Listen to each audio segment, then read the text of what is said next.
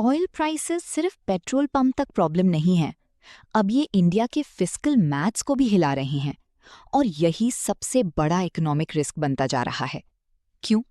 क्योंकि इंडिया अपनी energy needs का बड़ा हिस्सा इंपोर्ट करता है।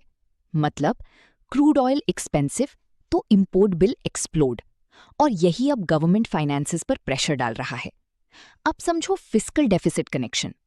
फिस्कल डेफिसिट मतलब सरकार जितना कमा रही है उससे ज्यादा खर्च कर रही है, और जब ऑयल प्राइसेस बढ़ते हैं, फ्यूल सब्सिडीज प्रेशर बढ़ सकता है, इंपोर्ट कॉस्ट्स बढ़ते हैं, इन्फ्लेशन राइज होती है, गवर्नमेंट स्पेंडिंग स्ट्रेस में आती है। मतलब पूरा इकोनॉमिक बैलेंस डिस्टर्ब हो सकता है। और अभी सिचुएशन और ट्रिकी क्यों है? मिडल ईस्ट टेंशंस जारी हैं, शिपिंग डिस्ट्रप्शंस हैं, ग्लोबल ऑयल सप्लाई अनसर्टेन है।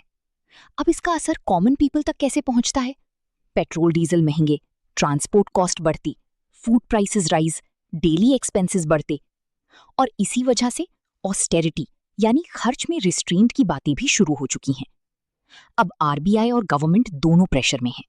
इन्फ्लेशन कंट्रोल करना है, ग्रोथ भी बचानी है, फिस्कल डेफिसिट भी मैनेज करना है। मतलब पॉलिसी बैलेंसिंग एक्ट बेहद मुश्किल हो गया है। अब स्टॉक मार्केट एंगल समझो।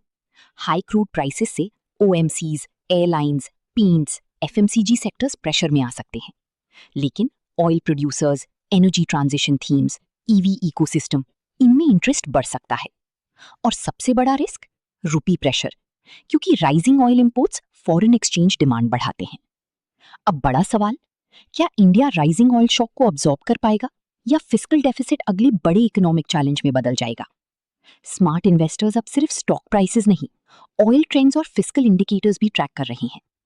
ऐसे ही deep macro and market insights के लिए फॉलो करो और कमेंट में बताओ ऑयल रिस्क, अगर तुम्हें लगता है क्रूड प्राइसेस इकोनॉमी पर बड़ा प्रेशर डालेंगी, या इंडिया रेजिलिएंट, अगर तुम्हें लगता है इंडिया इस शॉक को हैंडल कर लेगा।